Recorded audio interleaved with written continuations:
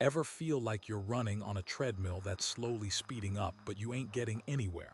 Like the world just keeps spinning, but you're stuck in the same damn spot. Yeah, we all know that feeling. That invisible feeling. Like you're shouting, but nobody's listening. That was David Miller's life. Every single freaking day. Wake up, same old grind, same old story. He'd drag himself out of bed at 5:30 a.m., the alarm clock a constant reminder of the bills piling up. A quick swig of lukewarm coffee, kiss the wife goodbye, and off to the warehouse. 18 years he'd been humping crates, driving that forklift like it was an extension of his own damn body. 18 years of sweat and backaches, of supervisors barely acknowledging his existence. Miller, get that shipment over to Dock 4. Miller, clean up aisle 7.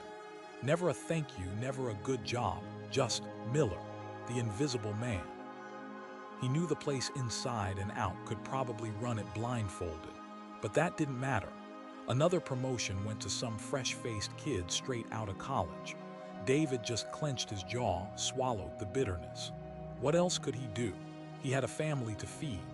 2 kids, a mortgage, medical bills that seemed to multiply like rabbits. One evening, after a particularly brutal shift, he sat at the kitchen table, staring at the bills.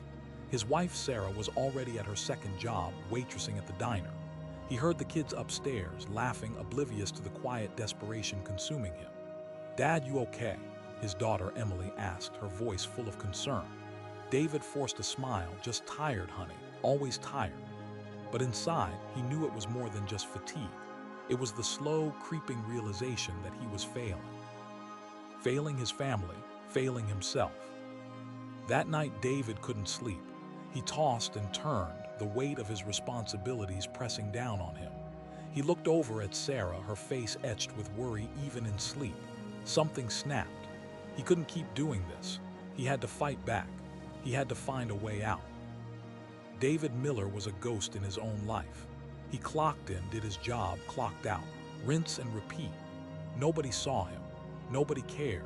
He was just a cog in the machine, easily replaceable. He looked at Sarah, slaving away at 2 jobs, and felt a knot of shame tighten in his gut. He was supposed to be her rock, her protector. Instead, he was dragging her down. The next morning, the alarm blared at 5:30 a.m. David groaned, every muscle aching. He usually hit snooze a couple times, but today was different. Today, the anger simmering inside him fueled his movement. He swung his legs over the side of the bed, the cold floor shocking him awake. Sarah stirred, mumbling something in her sleep. David quietly slipped into his work clothes, the familiar blue shirt feeling like a uniform of defeat. He crept downstairs, trying not to wake the kids. The kitchen was dimly lit, the air thick with the smell of stale coffee. He flipped on the light, revealing a stack of unpaid bills mocking him from the countertop. David stared at them for a moment, his jaw tightening. "Enough," he muttered under his breath. He poured himself a cup of coffee, the bitter liquid burning his throat. He needed a plan. He grabbed a pen and paper, his calloused fingers struggling to grip the plastic. What could he do? Another dead-end job. He'd tried that before. He needed something different, something that would give him control, something that would make him visible. He thought about the guys at work, the ones who were always hustling, side gigs, little projects. Maybe he could try something like that. As the first rays of dawn peeked through the window, David started scribbling down ideas. Ridiculous ideas, practical ideas, desperate ideas. He wrote everything that came to mind, ignoring the voice in his head telling him it was all pointless. He had to try. He owed it to Sarah. He owed it to Emily and young Tom. The clock ticked, 6:30 a.m., time to head to work. He crumpled the paper in his fist, a tiny act of rebellion against the crushing weight of his circumstances. As he walked out the door, he glanced back at the house, his family. He would not let them down. He would find a way. At the warehouse, he went through the motions, his mind racing with possibilities. He drove the forklift, stacking pallets, trying to ignore the nagging voice of doubt. "Hey, Miller," his supervisor, a skinny guy named Kevin, called out. "Get that load of pipes over to receiving, and try not to scratch them this time, huh?" David just nodded, his face impassive. He was used to the disrespect, but today it didn't sting as much. He had a plan brewing, a tiny spark of hope flickering in the darkness. During his lunch break, he found a quiet corner and pulled out the crumpled piece of paper. He smoothed it out, his eyes scanning the list. Most of the ideas were ridiculous, but one caught his eye: online courses. He could learn a new skill, maybe something in computers. It was a long shot, but it was better than nothing.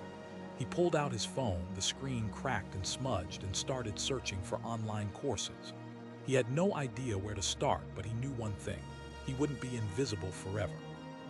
He wouldn't let his family down. The clock radio blared at 5:30 a.m., jolting David Miller awake. He groaned, slapping the snooze button. 5 more minutes. 5 more minutes of escape before the daily grind started all over again. He knew he couldn't afford those 5 minutes, not anymore. He dragged himself out of bed, the familiar ache in his lower back already setting in. Sarah was still asleep, her face peaceful in the dim light. He watched her for a moment, his heart heavy with guilt. She was working so hard, picking up extra shifts at the diner, all to make ends meet. He squeezed his eyes shut. He had to change things. He threw on his clothes, the same blue work shirt, the same faded jeans, the same scuffed work boots. He splashed cold water on his face, trying to wash away the weariness that clung to him like a second skin. Downstairs, he made himself a cup of instant coffee, the cheap stuff. He gulped it down, the bitter taste doing little to wake him up. He grabbed a stale donut from the box on the counter, his stomach already churning with anxiety. The kids were still asleep, thank God.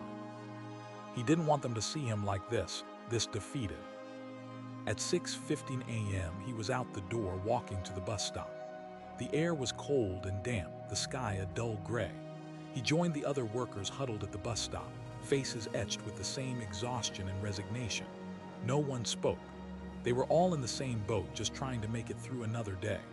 The bus rumbled to a stop and they all shuffled on, finding their usual seats. The ride was long and bumpy, the silence broken only by the occasional cough or sigh. The warehouse loomed in the distance, a massive steel box. He clocked in at 6:58 a.m., 2 minutes to spare. Time was money and every minute counted. He grabbed his forklift from its charging station, the familiar rumble of the engine a small comfort. The day began. Pallet after pallet, load after load, the work was monotonous and backbreaking. He drove the forklift, his hands gripping the wheel, his eyes scanning the aisles. The same routine, day in and day out. "Miller, get your tail over here," Kevin barked, snapping David out of his thoughts. "We got a rush order of pipes going out. Get them loaded on truck 7 and don't screw it up this time." David gritted his teeth, but he didn't say anything. He just nodded and went to work. He carefully loaded the pipes, securing them with straps. The work was hard, but he was efficient. He finished the job in record time, but Kevin didn't even notice. He was already yelling at someone else. David felt a familiar wave of anger and frustration wash over him, but he pushed it down. He had a plan now. He had something to look forward to. Lunch was a stale sandwich and a lukewarm soda. He ate alone in the break room, surrounded by the noise of other workers complaining about their jobs and their lives. He ignored them, focusing on his phone. He scrolled through the online course listings, his head spinning. There were so many options, so many choices. He didn't know where to start. He found a course in basic computer skills at the local community college. He didn't know if he could afford it, but he added it to his list. The afternoon was even worse than the morning.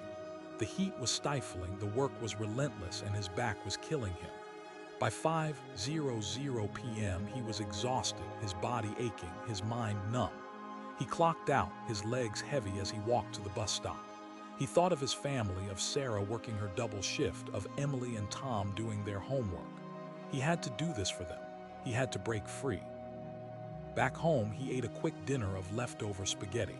He helped the kids with their homework, trying to be patient, trying to be present. But his mind was still racing, still filled with the possibilities of the online courses. After the kids were in bed, he sat down at the kitchen table with Sarah. He looked at her tired face, at the lines of worry etched around her eyes. "I'm gonna do something, Sarah," he said, his voice low and determined.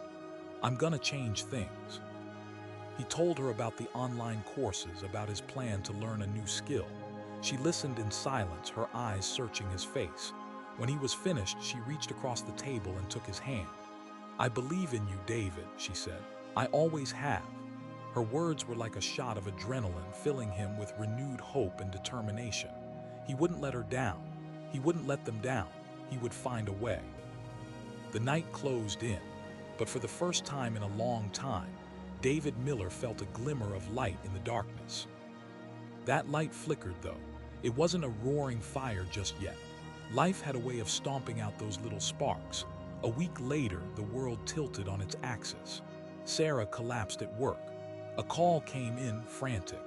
David's heart hammered against his ribs as he raced to the hospital, the warehouse forklift seeming a lifetime away. The waiting room was sterile, cold. Hours crawled by. Finally, a doctor appeared, his face grave. "Mr. Miller," he asked, his voice low. David stood, his legs shaky. The words hit him like a punch to the gut. Aneurysm, surgery, serious risk. Sarah, his Sarah, the anchor of his life. The next few days were a blur of beeping machines, hushed conversations, and desperate prayers. David barely left the hospital, sleeping in uncomfortable chairs, his body aching with exhaustion and fear. He watched his kids, Emily and Tom, try to be brave, their faces pale and drawn. The medical bills started piling up, an avalanche of numbers that threatened to bury them all. $18,000. That was before the surgery, before the aftercare. David felt a familiar weight settle on his shoulders, the weight of responsibility, the weight of failure. He sat by Sarah's bedside, holding her hand, whispering words of encouragement even though she was unconscious. "We're gonna get through this, babe," he murmured, his voice cracking. "I promise, I'll figure it out." But inside, doubt gnawed at him. The online courses, a better life. It all seemed like a distant, impossible dream now. He was a forklift operator. He wasn't a miracle worker. The stack of bills was getting higher and higher, and they were already drowning in debt. One morning, after a particularly sleepless night, David found himself alone in the hospital cafeteria. He stared at a lukewarm cup of coffee, the bitterness mirroring the taste in his mouth. He was failing his wife, failing his kids. He couldn't even protect them from this. He was stuck, invisible, worthless. The weight of it all became unbearable. He felt like he was suffocating, drowning in a sea of debt and despair. This was it. This was rock bottom. He slammed his fist on the table, the coffee sloshing over the rim. "Damn it," he roared, the sound echoing in the empty cafeteria. A few heads turned, but David didn't care. He was done feeling sorry for himself, done letting life kick him around. He wouldn't accept it, not for his family, not for Sarah. "I am not invisible," he thought. His knuckles were white from gripping the table. He closed his eyes. He'd figure something out. He always did. He knew what he wanted and needed to do.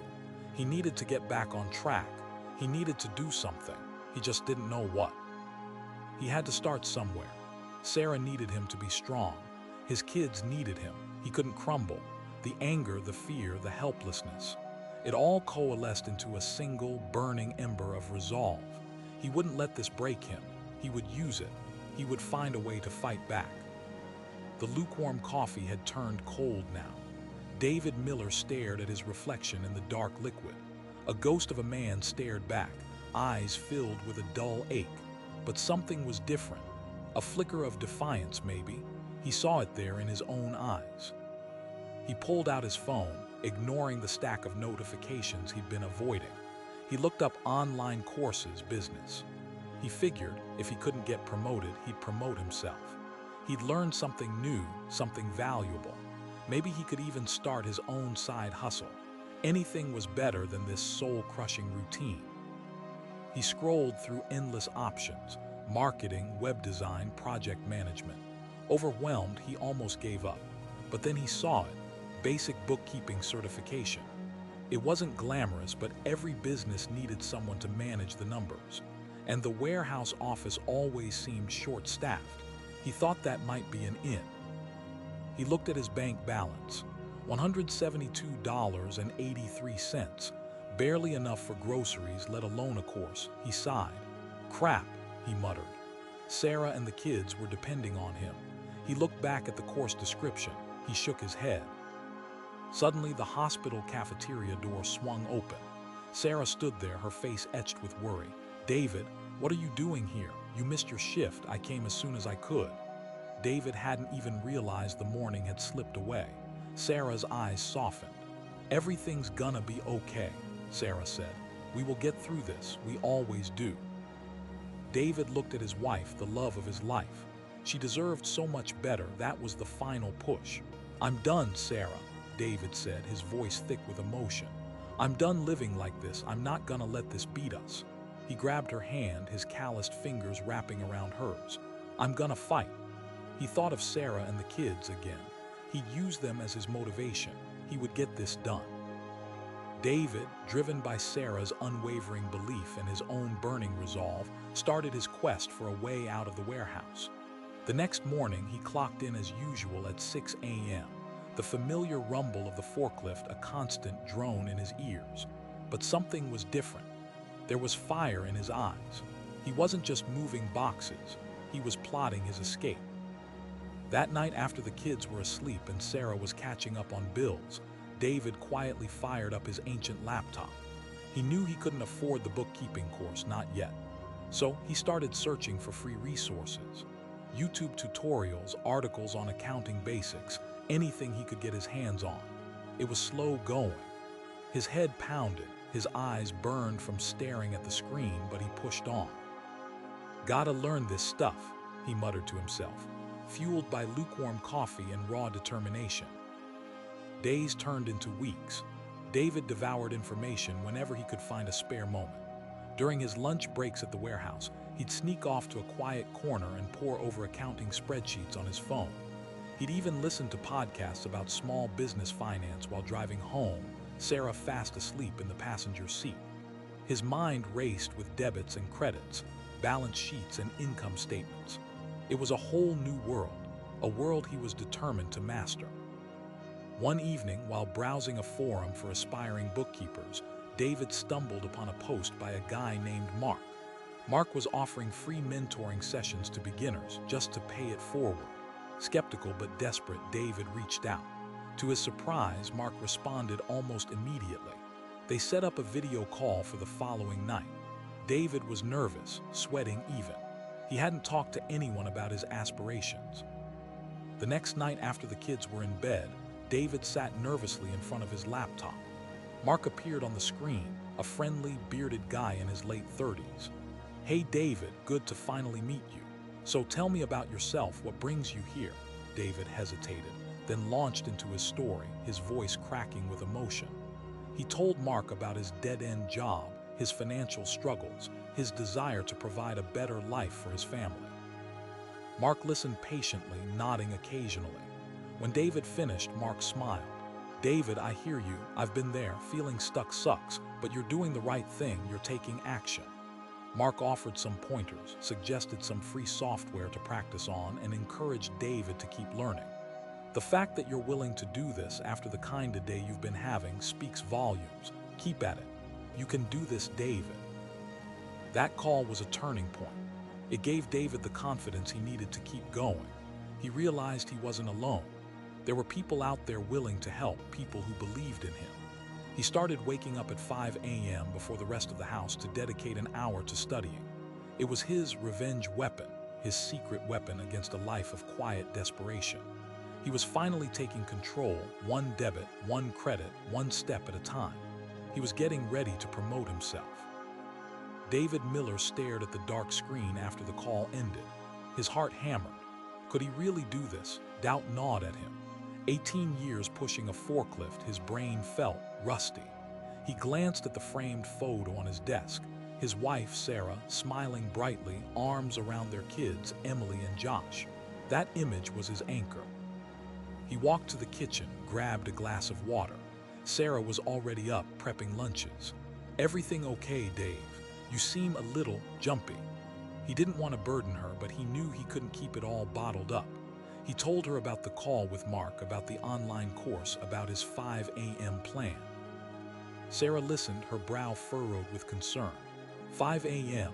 David, you're already working yourself to the bone. I don't want you burning out." He reached out, took her hand, his calloused fingers gently squeezing hers. "I know, honey, but I gotta try. I gotta do something. This is for us, for the kids. I'm tired of being invisible."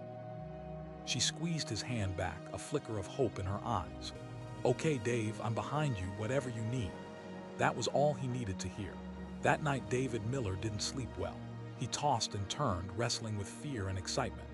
The alarm seemed to blare way too soon. 4:58 a.m. He fought the urge to hit snooze, to bury himself back under the warm covers. He thought of his kids' future, the medical bills, that empty feeling of being overlooked. He swung his legs out of bed. The cold floor jolted him awake.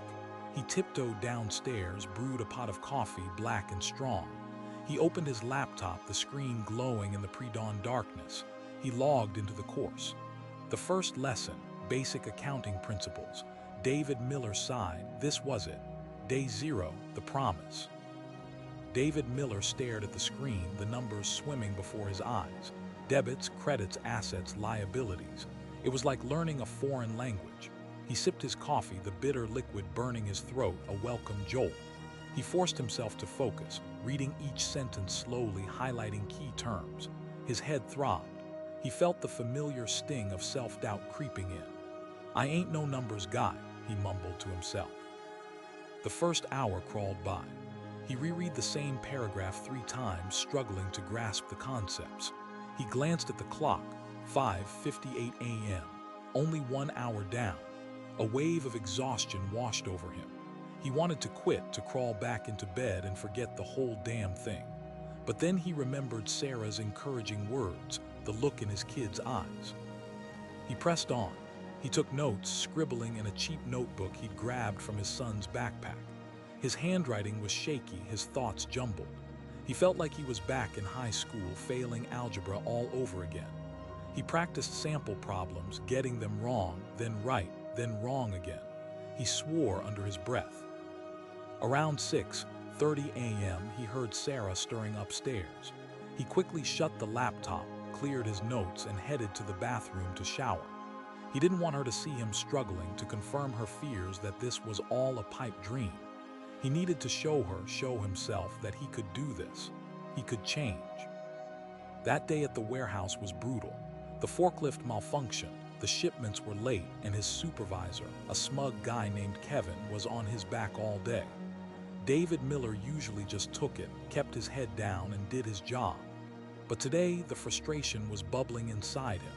He kept picturing those damn accounting terms, those confusing numbers. He felt trapped, like a rat in a cage. During his lunch break, he retreated to the break room, a dingy space with stained tables and a broken vending machine. He pulled out his phone and reread his notes from the morning. A few of the concepts were starting to click, like pieces of a puzzle falling into place. He felt a tiny spark of hope ignite within him. Maybe, just maybe, he could actually learn this stuff. He could do this. That evening, after dinner and helping the kids with their homework, he told Sarah he had some work to do. She gave him a knowing look, a mixture of concern and support. He went to the living room, plugged in his laptop, and continued the course. He worked for another 2 hours, pushing himself until his eyes burned and his head pounded. By the end of the week, David Miller was exhausted, physically and mentally. The 5 a.m. wake-up calls were taking their toll. His body ached, his mind was foggy, and he felt like he was running on fumes.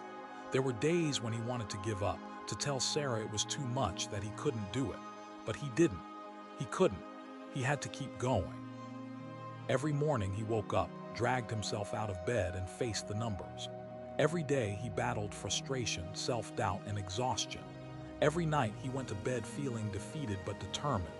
He knew it wouldn't be easy, but he also knew that it was worth it. He was fighting for his family, for his future, for his dignity.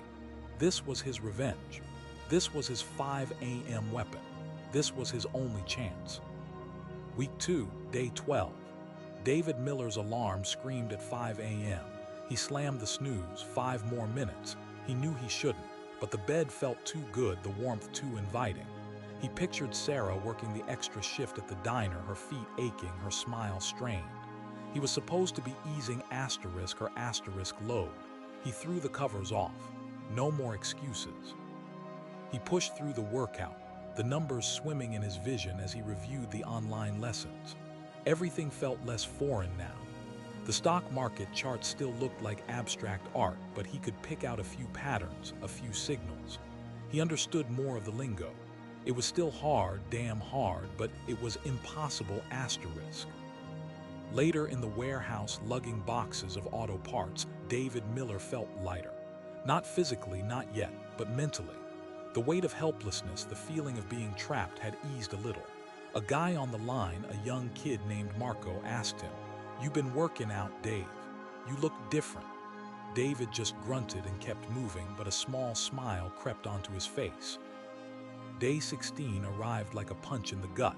Sore muscles, tired eyes, and a splitting headache threatened to derail his routine. He almost skipped the workout, almost gave up on the online course. But then he saw his daughter, Emily, struggling with her math homework. She was frustrated, on the verge of tears. He remembered his own frustration, his own near defeat. He sat beside her, patiently explaining the problem, breaking it down into smaller steps. Seeing the understanding dawn on her face, the relief in her eyes fueled him. He could do this. That night he weighed himself. 198 pounds, down 4 pounds since he started. 4 measly pounds, but still asterisk progress. He hadn't seen a number like that on the scale in years. Sarah noticed too. "You look good, Dave," she said, running her hand through his graying hair. "Tired, but good." He pulled her close, held her tight. "I'm trying, babe," he mumbled. "For you, for us." Day 21, 3 weeks. 3 weeks of 5 a.m. torture sessions. 3 weeks of fighting his own laziness, his own doubts. 3 weeks of pushing himself to the limit. He felt different, stronger, not just physically, but mentally. He woke before the alarm now, eager to get started. The online course wasn't just numbers and charts anymore. It was a challenge, a puzzle to solve. He felt engaged. He even started cracking jokes at work, something he hadn't done in years. He found himself talking to Marco about investing, explaining the basics in simple terms. Marco seemed genuinely interested, asking questions, taking notes. David Miller felt useful, like he actually had something to offer. During his lunch break, he checked his online brokerage account. He'd started with a small amount, just a few $100s, investing in a safe, low-risk stock. It was up a few bucks, not much, but enough. Enough to prove that he could do this, enough to keep him going. The spark of hope had become a flame, a small but steady fire burning in his belly. This 5 a.m. revenge weapon, it was starting to work. Day 30, 1 month. David Miller stared at his reflection in the bathroom mirror. The tired eyes were still there, the weathered skin, the receding hairline, but something else was there too. A flicker, a spark, he saw it. Sarah saw it. The kids, well, they were teenagers, but even they were acting different. "Dad, can you help me with my math homework?" His 13-year-old Emily actually asked him for help. Not mom, not Google, but him. He spent an hour explaining fractions, remembering the stuff he hadn't used since he dropped out of community college. He didn't just give her the answers, he showed her how to find them. She actually smiled at him, a genuine, grateful smile. His 10-year-old Josh had been drawing pictures of forklifts, asking David about the different models, the weight capacities. He even started calling David Mr. Fix-It, a nickname he hadn't heard in years. It was small stuff, but it mattered. It filled a hole he didn't even know was there. At work, things were different. He still operated the forklift, still hauled pallets, still did the same old grind. But his posture was straighter, his steps quicker. He wasn't just another cog in the machine anymore. He was David Miller, the guy who knew his stuff, the guy who could get things done. Even the foreman, a grumpy old dude named Hank, had started acknowledging him. "Miller, you're looking sharp," Hank said, handing him a clipboard. "Keep it up." Sarah had been cooking his favorite meals, packing his lunch with extra protein. She even bought him a new pair of work boots. "You deserve it, Dave," she said, kissing him on the cheek. "I see you. We all see you." That night, lying in bed next to her, he felt a sense of peace he hadn't felt in years. The debt was still there, the bills still piled up, the future still uncertain. But he wasn't alone anymore. He had his family, his respect, and his 5 a.m. revenge weapon. He squeezed Sarah's hand. "Thanks, babe," he whispered. "Means a lot." He knew he wasn't out of the woods yet, not by a long shot. But for the first time in a long time, David Miller felt like he was finally heading in the right direction. He wasn't invisible anymore.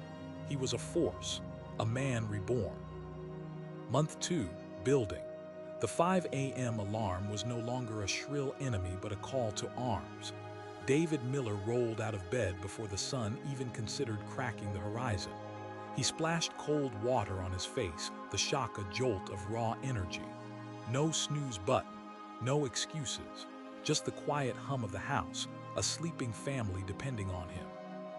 He wasn't just lifting weights in the garage anymore. He had a plan, a real one.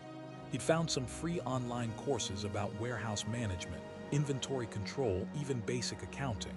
He was cramming knowledge into his brain like it was the last pallet he'd ever load. Every morning after his workout, he'd devour a chapter, scribble notes, and then test himself. It was slow, painstaking work, but he was making progress. Small victories stacked high. "What are you studying so hard for, Dad?" his daughter, Emily, asked one morning, peering over his shoulder at a spreadsheet on his laptop. "Looks boring," David chuckled, ruffling her hair. "Gotta learn new tricks, Em. Gotta stay sharp." He didn't want to burden her with his worries, but he wanted her to know he was trying. He was fighting. At work, he started applying his newfound knowledge. He noticed inefficiencies in the inventory system, ways to streamline the workflow. He didn't just complain, he offered solutions. He'd stay late, unpaid, reorganizing sections of the warehouse, making things easier for everyone. Hank, the foreman, noticed. "Miller, what's gotten into you?" he asked, squinting at David. "You on something?" David just shrugged and grinned. "Just trying to make things run smoother, Hank." The reading was getting easier. He started tackling books on leadership, on communication, on problem solving. He was learning how to articulate his ideas, how to influence people, how to be a leader. He even started speaking up in the safety meetings, offering suggestions, challenging the status quo. The other guys, the guys who'd ignored him for years, were starting to listen. "Hey, Miller, good point," one of them would say. "Never thought of it that way." His wife, Sarah, noticed the change too. Not just the physical transformation, but the mental one, the spark in his eyes, the confidence in his voice. "You seem different, Dave," she said one evening as they were washing dishes together. "Like you've got a fire in you." David smiled, wrapping his arms around her. "Just trying to be a better man, Sarah, for you, for the kids." He knew the road ahead was still long and hard, but he was ready for the fight. The debt was still a monster lurking in the shadows, but he was building his arsenal. He was building himself. The skills were building slowly, like layers of muscle on bone. He wasn't just lifting boxes anymore. He was lifting himself. He was becoming the man he always knew he could be. David Miller was finally taking control. Day 60. The alarm blared at 5 a.m. David Miller swung his legs over the side of the bed, the familiar ache in his back a dull reminder of years on the forklift. But this morning was different. The ache was there, but so was something else, a sense of purpose. 60 days. 60 days of 5 a.m. revenge. The pre-dawn air was still cool as he laced up his work boots. No gym today. He needed to be sharp for what might come.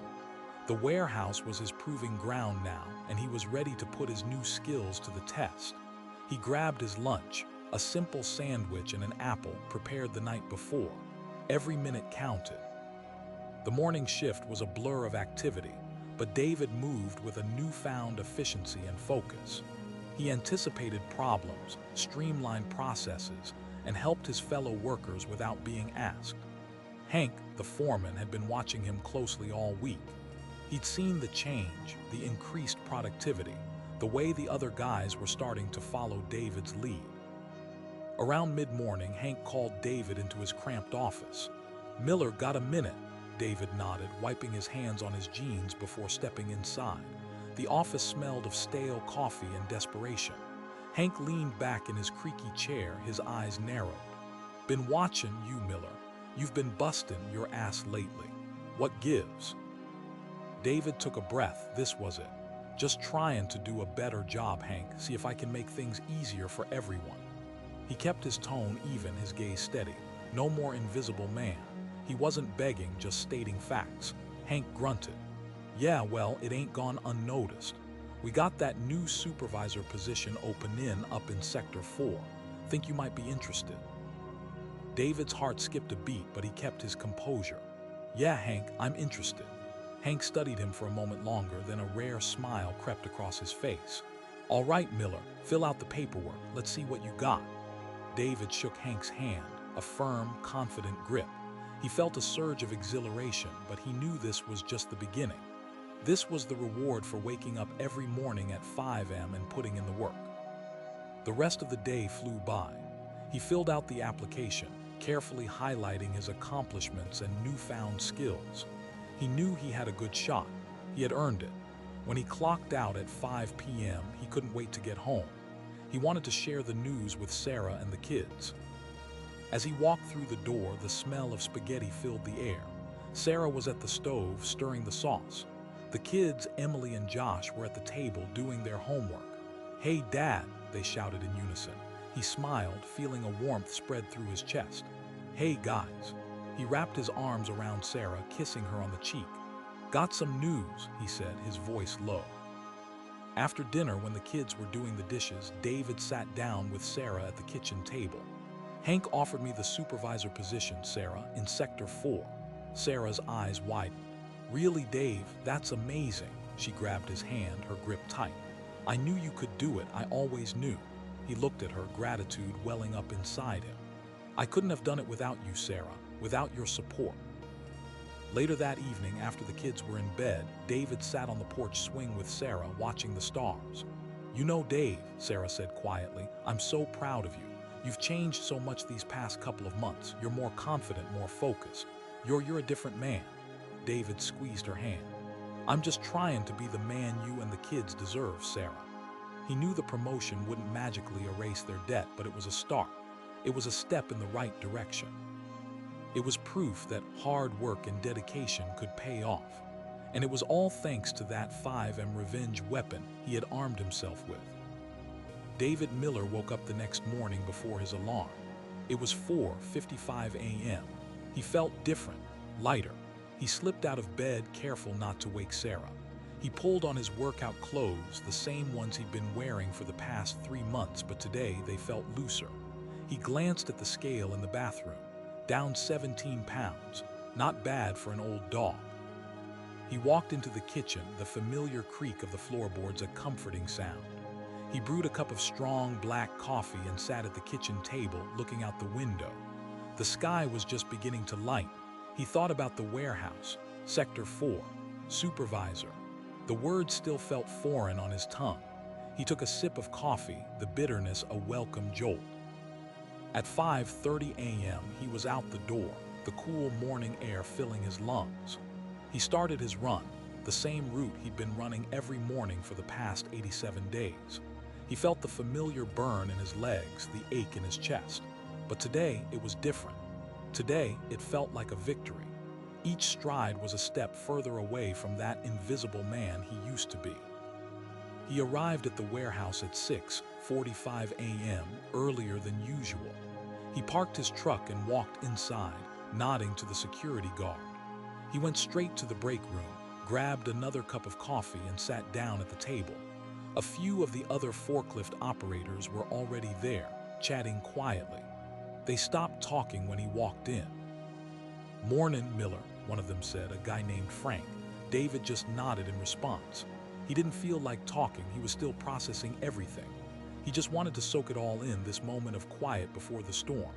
At 7:00 a.m., Hank walked in. "Miller, got a minute?" David stood up, tossing his coffee cup in the trash. "Sure, Hank." They walked into Hank's office, a small, cramped space with stacks of paperwork piled high on the desk. "So I wanted to talk to you about Sector 4, Hank said, settling into his chair. "It's a big responsibility, Miller, a lot of pressure. You'll be managing a team of 10 guys, making sure everything runs smoothly." David nodded, listening intently. "I know it's a challenge, Hank, but I'm ready for it. I've been working here for 18 years. I know this place inside and out." Hank leaned back in his chair, studying David. I know you do, Miller. That's why I chose you. I see something in you, something I haven't seen before. You got a fire in your belly. Thanks, Hank. I appreciate that. Hank continued. The pay bump will be $4.50 an hour starting next week. Plus, you'll get full benefits, including health insurance and a company match 401k.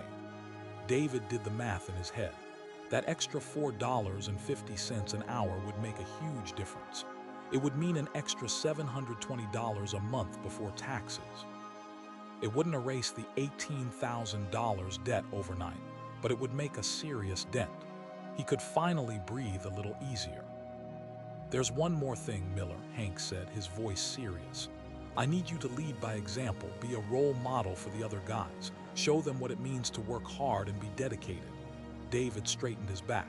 You got it, Hank. I won't let you down. He shook Hank's hand, a firm, confident grip.